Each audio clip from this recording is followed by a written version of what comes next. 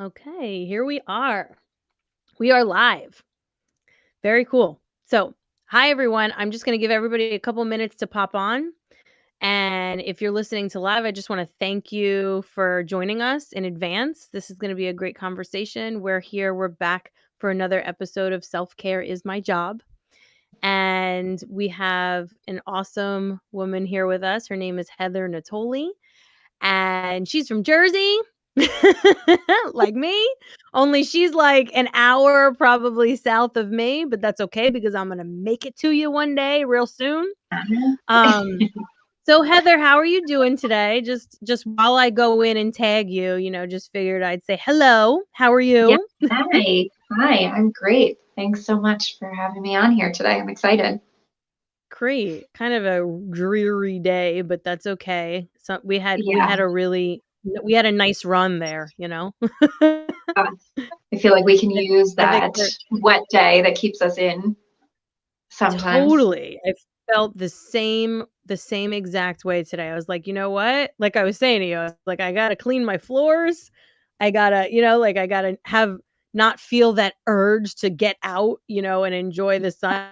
And I'm like, "Nope, we can just stay in today Yeah. and sort of just pause and like, ugh, you know?" Yeah. Reset. Um, Reset it all. yeah, it's a good reason to use. All right, so we're all set. If anybody is listening and wants to send us some comments or something resonates with you, please do. I think you just have to give StreamYard your permission to send those comments over to us, but I'll check Facebook as well. And Cool. yeah, hi, I'm Samantha Long. For anybody who's popping on and just, for the first time, I'm Samantha Long. I am a yoga instructor and a self care mentor for women. And I am the host of this show called Self Care is My Job, where we have these awesome conversations, very important conversations about self care as a means to not only enhancing and sort of promoting your physical, mental, emotional, and spiritual wellness, but also like aligning with your true self and then even potentially going after those things that you're called to, drawn to, that you want to do that you're not doing. And this month we're talking about letting go. And it was funny because Heather, we were scheduled to have this conversation last month, but this and what you do, which I can't wait to learn more about, is so much more aligned with letting go, with the concept that we're talking about this month. So Heather is a massage therapist. She specializes in fascial release, our connective tissue, which she's going to talk to us about. And there's so much more that you do. So do tell us, Heather. I would love to know, like we said, the work that you do, the importance of it, but also like how did this happen for you? Like why did you end up in this space? I'm sure because there's always a story, right? There's always a reason. There's always a story. Actually, I have always been really super interested in the mind-body connection since I was a kid. I really wanted to go to school for neuroscience, or neurology, or I used to be fascinated with neurosurgery, and that was my big goal, that I was going to get into that field where I could learn the deeper bits that I was recognizing between our mind and our body and that soul level and start making the connections and figuring it out. And I've always been so passionate about that. And then got into pre-med school and was going through until I got really sick. And the medical community kind of let me down and, putting more and more medications on top of each other that just got me to a point where I was not getting better any longer. I was just in Right. a really, bad state. So I actually ended up seeing a homeopath who helped me unwind a lot of that. So I went to school for homeopathy, you know, over a decade ago now, and began that journey where I was just kind of shedding, like a lot of this letting go of all of the stuff that I had learned and understood as truth growing up, and came into this holistic mindset, and it felt really aligned. And then as I've been practicing with homeopathy, I was recognizing that these remedies, the energy that was moving through people was getting caught up in our bodies. And I needed to find something else that was that connector, again, between the mind, soul, and the body, and figure out how to keep moving the energy so that it was actually fully releasing. And that's when I found body work and realized that fascia is that missing piece, that big connector and energetic conduit in our body. And it's exciting. It is really, really a cool, it feels like it fills all those places of myself that I've been wanting to learn about and study and grow with. And here it is, fascia. Yeah. Yeah. Well, it's interesting, right? Because as a wellness entrepreneur, there's always going to be like this little area that like first intrigues you, right? And then and I'm in the same space where I just keep like Mhm. getting hit in the face with these new concepts, right? And it's like, Uh-huh. "Oh my god, that's what I've been wanting to learn about this whole time." Because it's like I don't need to reinvent the wheel here. I'm not here to discover something that doesn't exist already. I just want to just immerse myself in these concepts so that when, when we're working with somebody that we can fully be there, and fully offer that knowledge. So that's beautiful. So so it's funny because you just said, I just realized, I just learned for the first time for those who are listening and would like a laugh. I think I just learned the correct way to pronounce homeopathy because I'm pretty sure that I was pronouncing it wrong the whole time. Say how I was pronouncing it, but needless to say, it was not correct.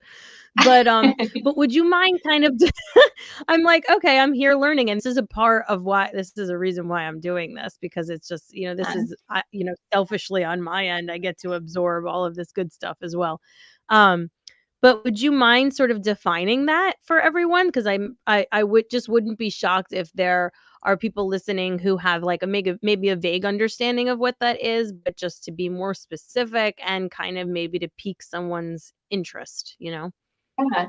Yeah, homeopathy is often misunderstood, right? So a lot of people have heard about it and tend to believe that it's just at-home remedies, things that you pull out of your cabinet, herbs, Mhm. right?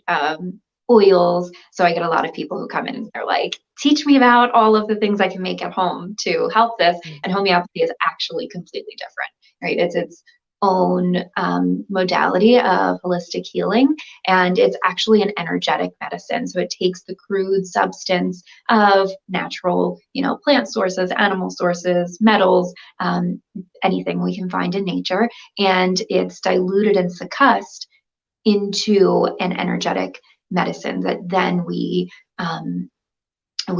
find what resonates with each individual person and how they're expressing their illness. And that remedy is what is taken to then move you through that to kind of unblock that stick. Mm. There you go. Well, and it's, connected to what you were talking about before about how you had your own, medical issues, own diagnosis, treatment problems where you weren't, where we're just, consistently handed all different kinds of medication and it happens, I have a conversation like this with someone at least once a week, probably more, right? Like that's so Yeah. ridiculously common and frustrating, right? That we don't um, we're not guided to treat the root cause of something, first of all, we're guided to treat the symptom, only, but then also, even if it is something, a lot of times, that diagnosis and that treatment and that medication is required, but what if there's more that you can be doing in your own space and with Right. that's under your own control? Whether that is different forms of just simple self-care practices inclusive of, homeopathy in that way. Would you give us an example of like, you know, an ailment or illness that you've helped, a client work through based on, them being able to put this stuff together on their own? Yeah. So the easiest one to explain is allium cepa. So this is a remedy that we use for allergies, and it's actually made from the common onion. So when you're slicing an onion, right, you get these really tearing eyes. Sometimes you get that burning feeling in your nose, the stinging in your eyes, right? And that's also how you feel sometimes when you have an allergic reaction, right? When the pollen starts coming up, your eyes start burning, they're tearing, your nose is running. So Allium cepa is then the remedy that you can try, and often it'll shift you out of that state. Whoa. Okay. Yeah. So there's a little bit of like a paradox there, right? Where you would, actually, but it makes sense that you would be trying things, that have a similar effect because it's almost like you're training your body to like deal with it better in a way. And it's just, it makes sense. Yeah. Well, yeah, it's the same as, counseling. It's the same as seeing people in the law of mirrors, right? When you're sitting with a counselor, they are mirroring to you what you're saying. And when you're able to see it in a reflective state instead of your own, like, biased state, you're able to start dissolving it and moving past it. And it's the same Oh, holistically throughout our body. We're able to do the same thing. Each of our cells able to take it and be like, oh, right. I see now. I don't have to be stuck like that. I can just move forward, right? I can let go. Right. Right. And that's of course a perfect segue into like the concept of release, right? So, Uh, but before we get into the details of what you do and how that translates to literally releasing emotions, old patterns, things like that that are just completely holding us hostage, really. mm, Um can we so I wanna just go back for a second. Can we define fascia? Because I know that there are people listening who have, again, have heard the concept and, have probably heard, if you've taken a yoga class with me, you've definitely heard that concept. But yeah, so it's our connective tissue in our body, and I love how you actually defined it as, the great connector because it goes much deeper mm. than that. But from your end, if you wouldn't mind defining it and, sort of giving us the lay of the land on its importance really and how important it is to sort of pay attention to this alongside, the muscular system, the skeletal system, which is what most of us are used to focusing on within our body. Yeah. Yeah. Well, fascia is so important because it's that space that's filling all of those gaps between the muscular system, the cardiovascular system, the nervous system, right? It's this um, extracellular matrix. It's got all of these collagen fibers and it's dripping and oozing with moisture and immune cells and, just mast cells that make histamine and lots of rich, nutrient dense liquids that cover our entire body from under our skin, over every muscle fiber, throughout all of our, covering every one of our organs, throughout our entire system. So it literally connects us from our head to our toes. And it's incredible because more than just a connector, it's a pathway that is actually being more and more understood as more research comes out to be the like a sensory organ that's informing our nervous system on how to shape our bodies, on how to react to stress, on how to react to the world around us, to the temperature and, you know, trauma, right? Mm, Injury, things changing in our system. Even, when somebody comes up behind you and you feel those little energetic shifts, even if you have headphones on, you're totally absorbed in what you're doing. You have no idea that somebody's entering the room, but you can feel that somebody's hovering over you. It was not understood for so long until now we are recognizing that this fascial system is actually that connector. It's the energetic connector to our, auric body or soul body, whatever is outside of us that's linking into who mhm. we are. Right. So that is where so I mean, and again, I'm sure that, the concept of trauma being held in the body has probably been presented to our listeners at some point, right? Um, Mhm. because it's luckily, right? Fortunately, it's becoming more of a known concept that like it isn't all mental. It's not like you can go in there and whether it is by, medication or talk therapy, which are very important things to consider if you're struggling with your mental health. But Absolutely. it's actually going really embracing the concept that it goes deeper than that, and how can we fully release these patterns and these emotions that are sticking to us like a sticking point, holding us back until we address that they are literally sitting still within our bodies. So that's where, for the people who are listening and have heard that concept of trauma being held in the body, that is where it's living. And so, can you give us an example of when you work with a client, right? Like, what's happening? What's happening?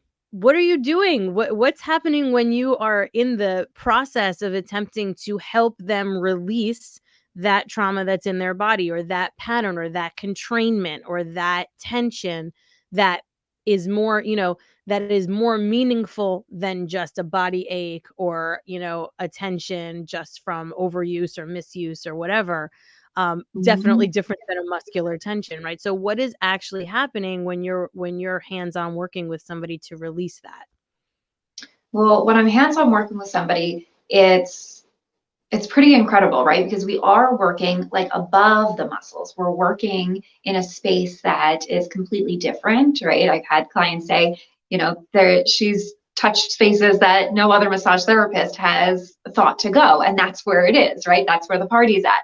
And Mm. there's so I'm looking for that tension, that fascial pull that often runs from the whole body. So what I'm doing when a person comes in for their first session, I always recommend doing a full therapeutic massage that really feels like a regular massage. But what I'm doing is mapping out the body patterns of what your system is holding on to. So then in a fully relaxed state, I can feel which patterns are not letting go when you're at rest, right? Which is really Mhm. important because a lot of times people are in stress patterns where they're either, and what I'm, collecting data on and trying to really figure out is this homeopathic essence of person and the states that they're in, like guilt and fear and stress, right? And painting a picture of what each pattern looks like in the body fascially, right? So I can see when somebody's pulled into a fight or flight pattern because they're stuck in perpetual stress, because they have big things coming up, or simply because they're taking that position every day for work, right? Like sitting around our computers or sitting on our cell phones where our bodies are caving in. This is a natural stress pattern. So then it's giving feedback to your nervous system that tells you you're in a stressful situation. You need to raise your heart rate, you need to get moving, right? That then gives us this feeling that we're anxious, that we're depressed, that something's going on, when actually it's just we're stuck in a pattern that needs to be released fascially. And sometimes as we're working through these fascial patterns, right, 90% of people who are on my table within the first 3 sessions end up crying or having a big release of emotions or having old memories resurface, right? It's really, really common because the issues really, really get stuck in the fascial layers, and your body takes on this form and just pauses. It just holds you in this gripping state to try to not go back into that situation again, right? And it's great as a protector. But once we get to a point where we're safe, we need to learn how to release that, how to let it go so that we can move on and continue growing in our lives. Yeah. Yeah, I mean, it's so in line with why I wanted to focus on this very, it's somewhat specific topic this month, right? Like, Mhm. but and as much, then I kind of laughed at myself, like, but this is so big that I could go on for 6 months about this topic. But but yeah, it's so important to address the fact that it is not, that specifically, that when we're talking about fascia and that connective tissue, that it is very sort of like superficial, like above, not in a not in a less important sense, but it's above the muscles. So it's like one of those things where this is what was coming to me when you were talking about that, is like, how often are you touched, especially, over the past year? Of course, none of us are being touched very much during a Mhm. pandemic, but also, like, just in general, like, the vulnerability of that. sort of having that very gentle, very nurturing, and simplistic kind of like touch and connection, whether it is from somebody you know or not. I mean, like, how often do you even if it is a close friend or somebody who's close, like, how often do you even just sort of stay in an embrace for a little bit longer? And it's one of like that's always been something that I connect this concept of trauma and patterns being held in the body and our lack of comfort with that vulnerability and like that connection, and like how many of us are walking around with a with like kind of like a guard up, and it's like, hello, that is exactly what it is because of trauma or memories. I like to try to at least use like different, like different terminology to, Right. and because people have different, again, different descriptions of what trauma is too, which we can talk about. But even if it's a memory or a pattern or even something that you heard a million times as a child from your parents or from your grandparents, and every time you heard it, made you feel a certain kind of way, and you heard it a Mhm. million times. Well, guess what? That whatever that tension and that contortion that kind of happens, even if it's minimal, every single time you hear that is going to become a pattern inside your body that is going to send incorrect messages like you were just saying.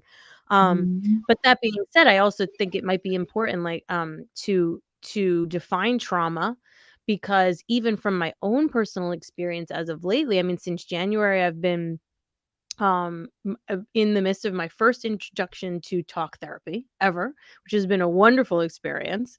And I've learned Mhm. so much. And one of the first things that came up for me is like how often I, and I'm sure many other people also sort of minimize their experiences.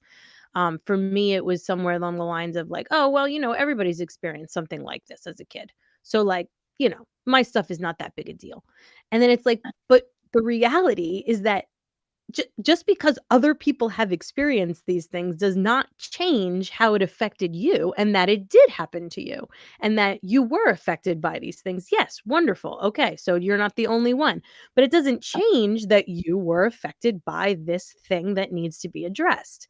So, I think when people hear the word trauma or micro trauma, again, it's like, no, no, no, no, it wasn't to that level, that kind of thing. And it's like, even if it is a micro trauma, even if it was just an argument, like, think about for me, I think about one instance, right? A big, massive argument that happened with my family and that'll never leave me, just like a sort of Mhm. that's, even though I have a terrible memory, I remember that, right?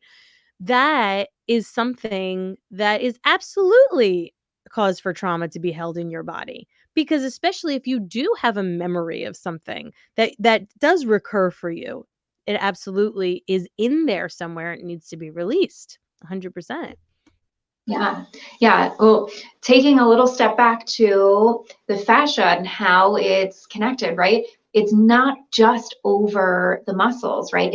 That's where our greatest connection with it is. But what's really fascinating, especially when we step into talking about trauma and fascia, is that fascia actually winds itself around every fiber of your being, deep, deep within your body, and even all the way down to a cellular level. So each fascial strand actually inserts into the DNA of every cell in your body. And that's how it has such a broad connection and right and Mm, communication with your entire system.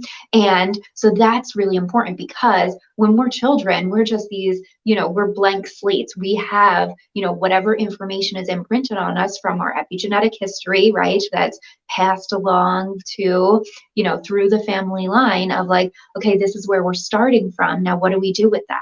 But what we do with that gets to change. We get mm, to, that's a starting point. That's not, we can't think of that as like our hindrance. So then anytime we have one of these moments where, our body, it's all based on perception, right? Trauma to one person is going to look completely different to another person because as a child, you've experienced none of it. So anything that's a shock to your system, whether it's a raised voice or, somebody being overly nice and making you feel like you want to crawl up into your shell, right? Some kids are Mhm. really sensitive to that. It's totally just individualized. It's totally based on who you are, what your system responds to, and how it responds. And then in those moments, right, sometimes it's a really big moment that kind of traps you and you lock yourself into that space.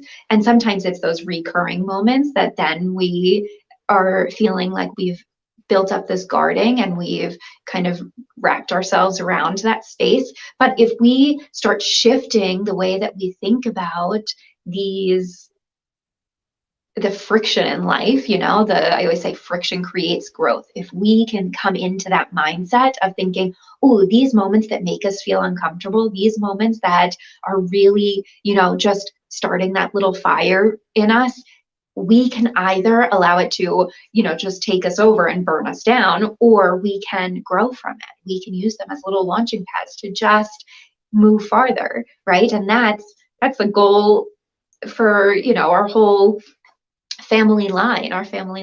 It should be, here, I've given you, all of the stuff that our family has worked on for generations and generations. Now you get to take the baton and go farther with it. You get to move Yeah, farther. And that even comes into play with our bodies, right? Our bodies and that connection into our soul and minds. completely. That is so big. And another, that's another concept that's been on my mind so much is that idea of sort of breaking the cycle. Um, Mm-hmm. so it's like you don't and, and that, so okay, so if for the people who are listening and it's like, okay, if we're into this personal growth stuff, right? Whether it's that or whether it is legit, like I am healing from a lot or Mm-hmm. anywhere in between, right? Um, it's not something that I love how you said that here's what our family has been working on for generations because that is, that's evolution. That there is a lot. There is a lot to work on. So like we can't break the cycle ourselves, but we Mm-hmm. can make moves in that direction. Like I remember having this conversation with my therapist too and expressing you know, my desire to break the cycle. And she just looked at me and said, "You already have. You already have." Yeah. You know what I mean?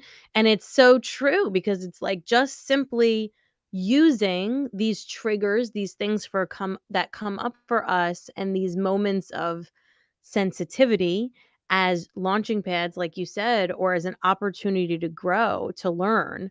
That's it. That's like step number 1, just coming to like these awarenesses is so huge. Um but further than that, once you get to that space, like you were saying before, you can choose to learn from it, or you can come to an awareness of something that you weren't addressing before, and then you can kind of wear it like a weight in your body. And I think I Mm-hmm. was doing that for a while, where I was like, I was talking about this in the last episode of like, okay, fine, like, I'm aware of all these things now that, like, I really couldn't quite be clear on before of why this was happening or whatever it might be, or a clear memory of this or whatever. Um, and then once I became aware, you can either choose to release it, or you can literally embody it, like, almost like you're taking it on like it's really a part of you. So it's good to remember that whether it is, a memory and something, of course, that is gonna be manifesting inside of you, um, it isn't really necessarily yours, right? So we have to remember that these patterns, the reason why we're calling it a pattern is because all of it gets passed down. I'm so into the concept of epigenetics when it comes to that. All of it gets passed down. So much of what we feel and all these little triggers and these like, tendencies that we have, it's like a weight is lifted when you can really embody the concept of this is not mine. This is actually not mine. It didn't start with me. So I don't have to walk around wearing this. I feel like for me that was very clearly a moment of like, oh, okay, like so now great, I've come to this space. I have my yoga, I have my meditation, I've come to many awarenesses. I'm in a totally different space than I was before, but now I am ready to let that shit go. You know, like, you have Yeah, to but letting decide that you go, don't want to wear this anymore, you know? yeah. Yeah, but that's an interesting concept because as we grow, right, as we're like doing this, I call it fascial release, right? As we do this release and growth, like it's actually more about transmuting and alchemizing the stuff so that it's still a part of you. The stuff that we've been through in the past, the things that our family has been through, we don't want to just completely dismiss it and be like, well, I can just completely let that go, because then we're almost facing another problem.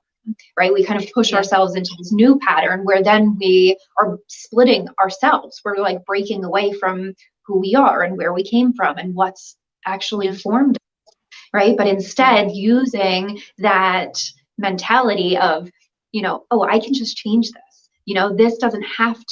This grief doesn't have to make me hardened. This grief can actually make me love even harder, right? Mm.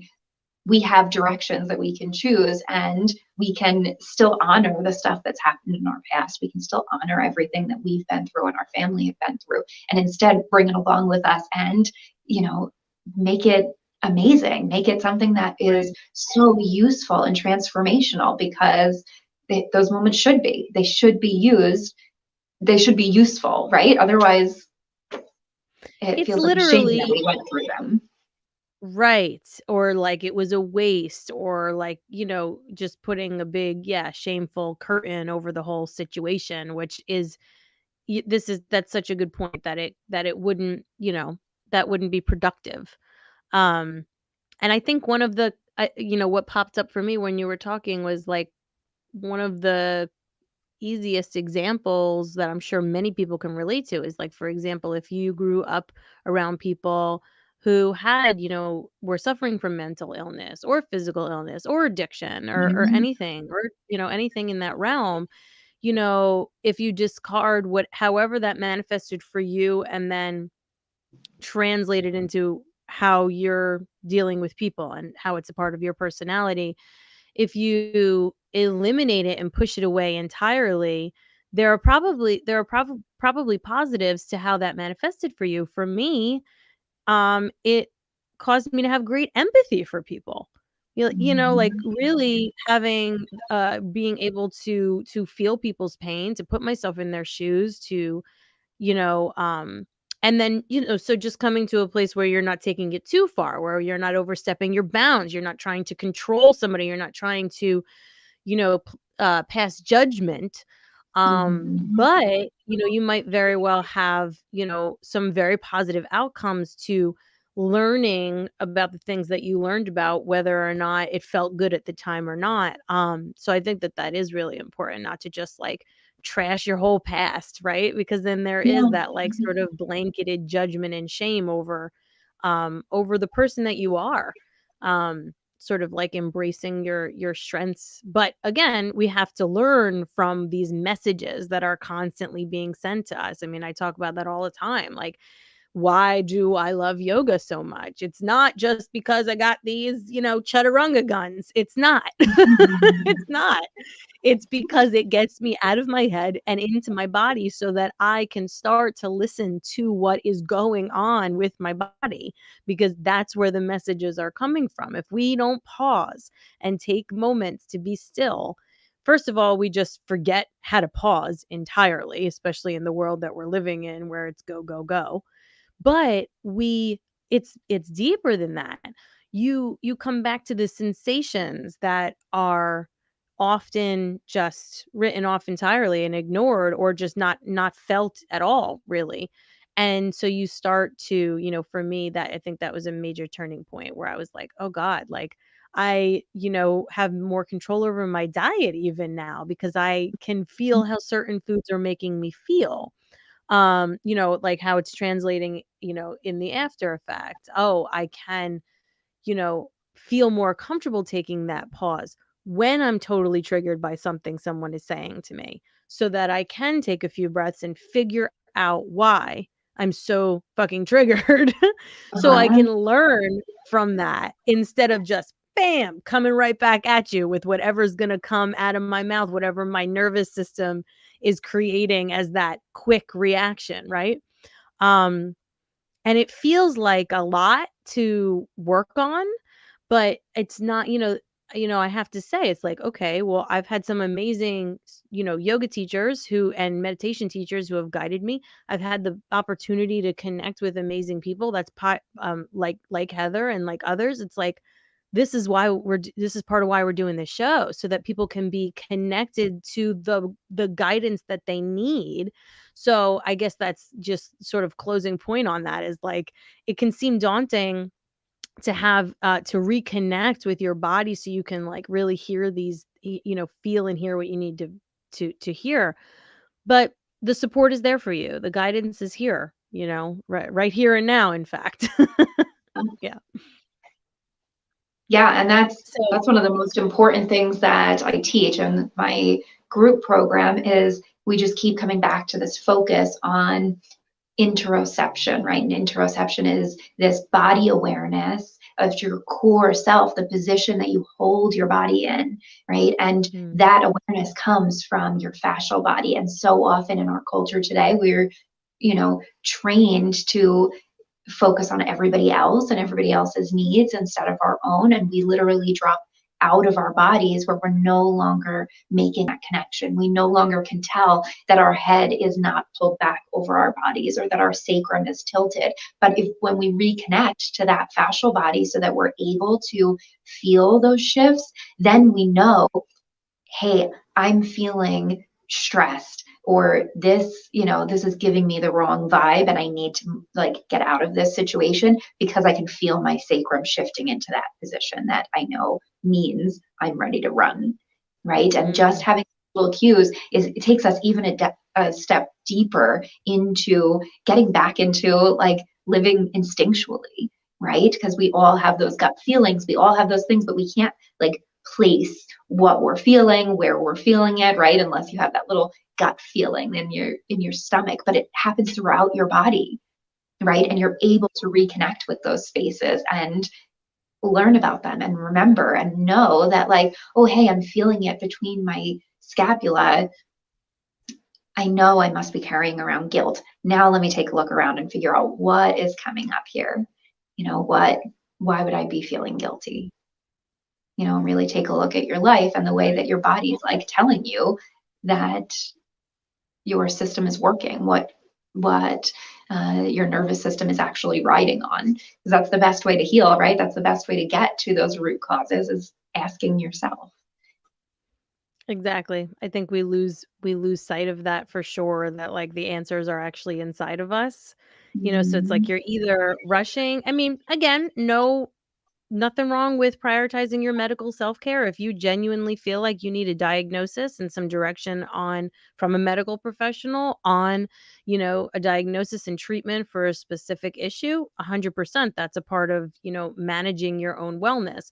But on the other Mhm. end of that, yeah, I was just having this conversation with someone. It's just like, we don't there's not this element of like we're completely out of our own it's completely out of our own control, and it's just based up to chance and her and be whether something is hereditary or not.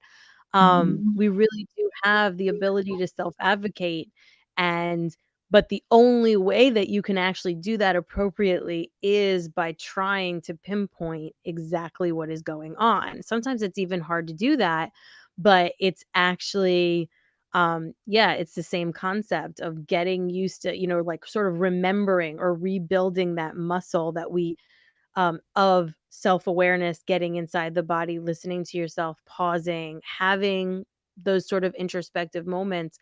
We forget to do that because we live in a society that, sometimes calls that lazy, even the Mhm. pause. Like, it's this very, there's just a lot of masculine energy where we are literally just feeling like we need to produce, create, deliver, constantly go, go, go, and never stop, do more, offer more. I'm guilty of it myself where I will, feel like I always need to add, right? And I tell people all the time that if it wasn't for yoga and meditation, I don't know where I would be these days. I would be like, probably just buried in agenda after agenda, like with the tendency that I have, right? And I'm always just, but that actually, it feeds into the next topic I was going to bring us to, because as I was mentioning to you, I'm so it was just like a gut. Talk about the gut, right? It was just like a gut instinct to pull Facebook my Facebook friends a couple weeks ago, on what letting go and release means to them. And I swear it was such an amazing experience to read everybody's responses, and people got, very vulnerable and gave their shares, and I appreciate it so much. And so much of it came back to expectations. So I think, other, expectations on them or on us, which relates to feeling guilt, which you were mentioning. I mean, so many people struggle with that. I think especially women, especially mothers, when we're trying to like put ourselves first in certain, areas and at certain periods of time where we have to prioritize our own wellness. So we have to decide when that's going to be and how we're going to feel about it while we're doing it. Where we feel like we have to sacrifice ourselves for our kids, really is what it is. So there's a lot of guilt there, but guilt is like, again, that's aligned with, not I did something bad, right?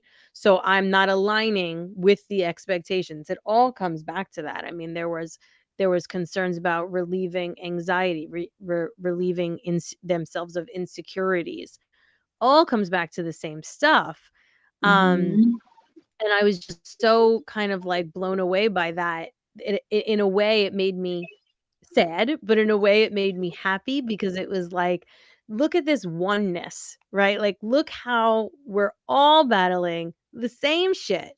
We're all in this together. It doesn't matter what your political view is. It doesn't matter what your view of the vaccine is. It doesn't matter. Literally, you know, we have to find these little ways in which we are the same, because we're just all like one, we're all each this individual wave, like rising up out of a vaster ocean. Like, we're just here together battling the same shit. So we can help each other by vocalizing it, which again, it goes back to like that sort of ability to like let someone in, let somebody support you, and let yourself be vulnerable for but a few moments, It's important. Yeah, yeah. And my husband could lecture us for hours on how that's, all of that, those big feelings are coming from society just being set up terribly right Yeah, now, right? The way that we're right. not supportive of each other in a way that we really need to be. Our focus is completely on the wrong elements of doing and creating and selling, right? Right, always doing.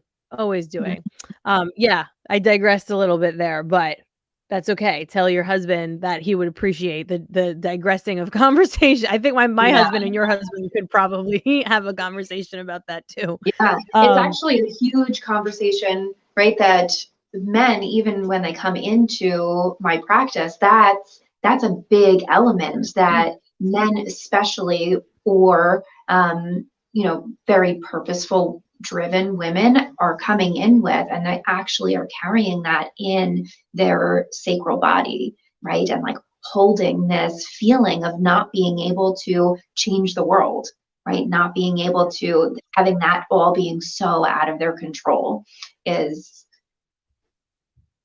you know,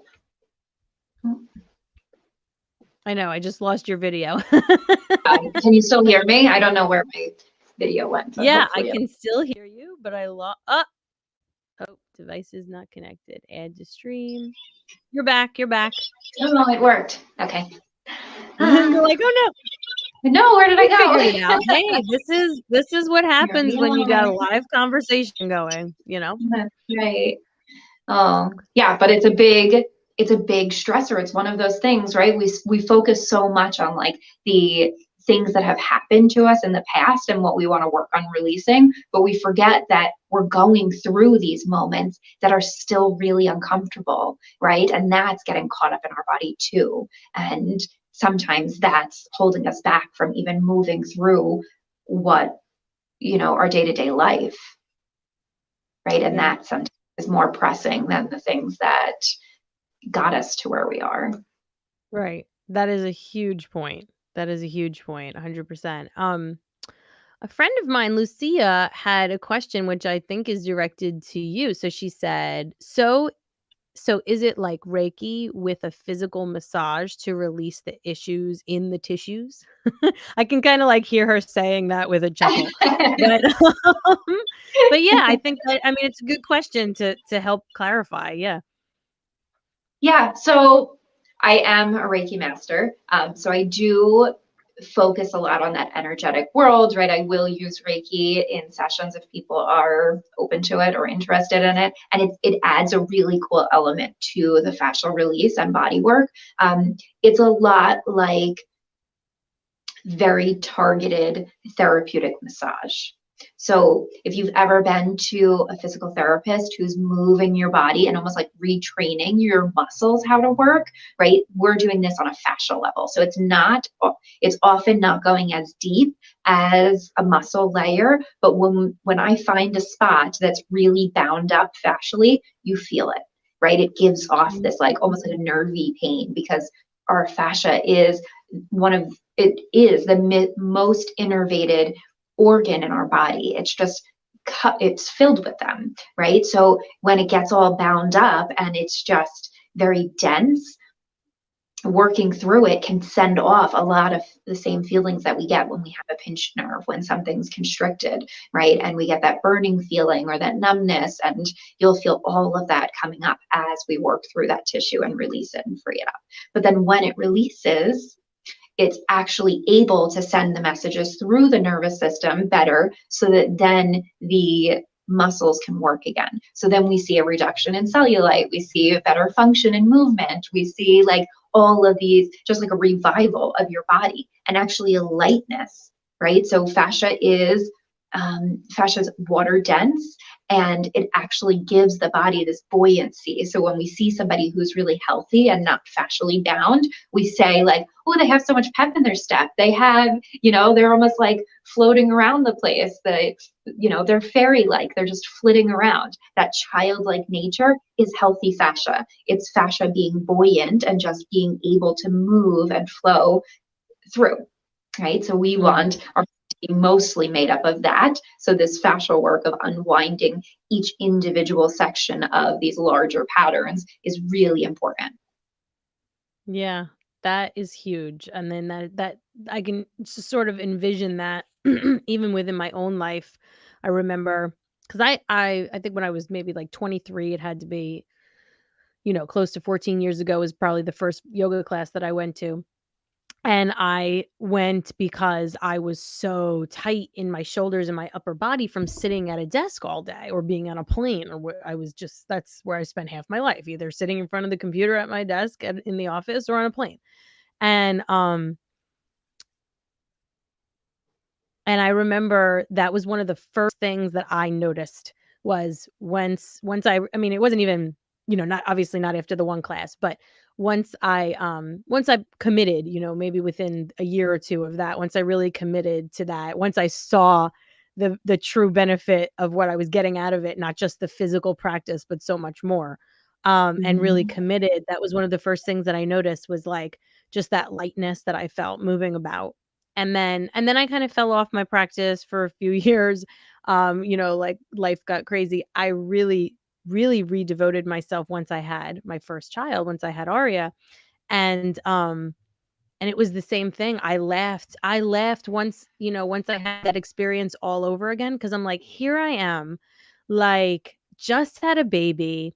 I am picking up the baby, putting down the baby, dragging this over here, dragging the stroller, like I'm doing all these things that you would have thought I would have been aching, and really, because there's so much more movement than sitting at a desk all day, which I was no longer doing.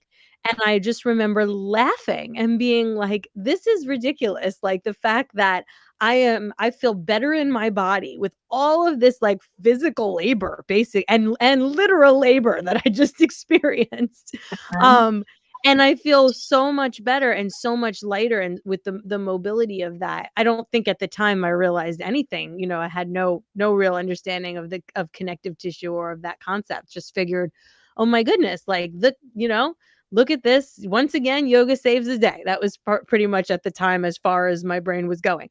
But that is why. And that's why when you're in a yoga class and so many yoga teachers talk about your connective tissue and the release of that tension, we're not really just talking about muscle tension. It is literally just like, and we talk about alignment a lot, so we talk about Mhm. your ability to have that really healthy connective tissue so that you're not constrained and you can really open up into a shape, and that same exact benefit will have you the same, hopping around like a little sprite. Yeah, Not over yeah, time, with patience and dedication. right, right. And that just goes Yeah. to show you that our bodies are made for movement. We are made to be in motion and in all these different planes. And our fascia is happier for it, right? Our fascia is also that processing ground for our story, for our life, for the things that are happening. So if it's not moving and it's stagnant, we don't get to those evolutionary states where we're moving forward and growing and changing, right? We are Yeah. stuck.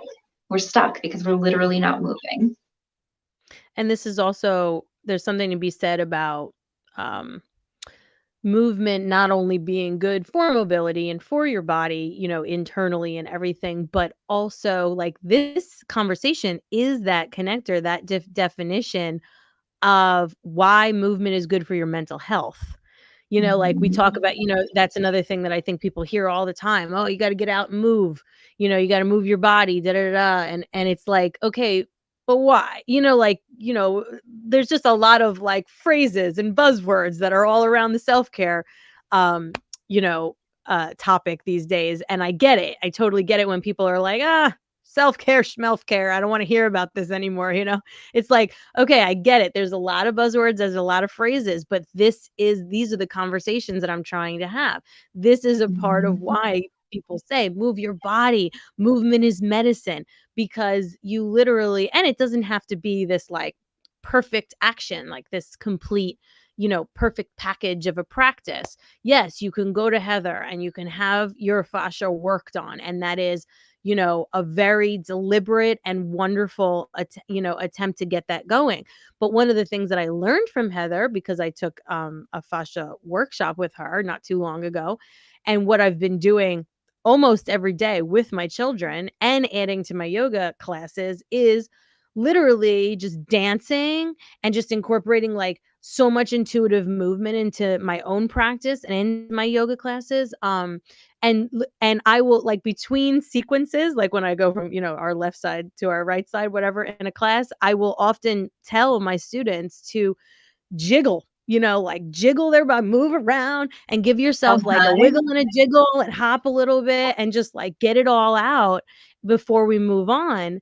And it's just like, again, so I just like to put that out there because, again, I think that there's a lot of like, we put so much pressure on ourselves to like execute everything perfectly and be like, "Oh, well now it's another thing for me to think about. Now I got to think about my fascia," Mhm. Like like let's not overcomplicate this. Let's just Oh, make yeah. it where it's like, "Okay, I'm in awareness of this now, and now I'm just going to put on a song and dance every day or whatever it is. Try I something." think I think fascia is really exciting because for me, it's like this validation of all of these intuitive things that we already knew in our life. Like, oh, my body, I'm drinking a ton of water, but I'm not feeling totally hydrated. Oh, hey, if we move that fluid through your fascial system, then you rehydrate. That's how we do it, right? Oh, movement's medicine. Of course it is, because the fascial body needs to be moved in order to stay healthy. It's just that we've finally found the science behind it that for some minds makes it feel more of a yes, right? Instead of like, oh, that's just that's just what you think, you know, and even Right. That's medically. just your viewpoint. Yeah. Yeah. Yeah. Even medically, fascia is just filling the gaps where a lot of, I mean, I'm always sending people, please go get a diagnosis first, then come chat with me, right? Then Yeah. we can chat. But a lot of times the diagnosis is, oh, it's fibromyalgia. There's not really much we can do for you. Oh, it's this. There's not really much we can do for you, right? And all of these, right? POTS, Ehlers-Danlos syndrome, fibromyalgia, all these different syndromes that doctors everywhere are like, well, it's just a chronic illness that we can't really do anything for. It all comes back to fascia, right? And the fascial work is so helpful for these spaces and explains a lot of it. So it's Yeah. really, really cool, a cool new scientific space to be like exploring and learning, because it just fills the gaps for a lot of areas in our life. Yeah. 100%. And it's, I think there's something to be said too about like, if you felt like there was a connection between movement and mental health, if you felt like there was a connection between something that, a feeling that you get when you think about something and it stays with, yes. So those feelings, if you felt that connection, but you didn't have a doctor tell you flat out that that's what it was, there's something to be said about listening to what your intuition was telling you, that something is connected. There's no better answer than that voice inside of you that's telling you these things are connected, you know, even if my primary doctor didn't tell me, and even if the, neurologist didn't tell me, you have the ability to self-advocate and to listen to your body and those messages. That's what it is. That's all in the gut. Those little hits those little nudges that it's like, I just knew it. It's so important to remember that you can listen to that. We don't have to say, Mm-hmm. "Oh, well, what do I know?" I get that in my own head, which I have to shut down every now and then. What do I know? It's like, well, actually, I know a lot when it comes to my Yeah, own shit, you know? right. Especially Um, by yourself. So many people know, right. oh, all my symptoms started at this time in my life after this happened, right? After I lost my job, after we did a big move, after I lost my mother, right? You feel it, you know it, but it's so easy to just dismiss and be like, no, that's not it. But come get on my table, and that's going to be the thing I pull up, right? And say like, what Right away. happened? This grief pattern, right? And that's what's trapping Woo! us in this space. I just got a chill up and down my spine, and I think I need to come see ya. Yes. Which obviously will plan because, yeah, I gotta get in a room with you for sure. Um, Yeah. I did I did the best thing I could of taking the workshop and learning so much from you, just because obviously with my background, I was like, "Oh god," I'm like, this is the woman who's gonna teach me more about fascia."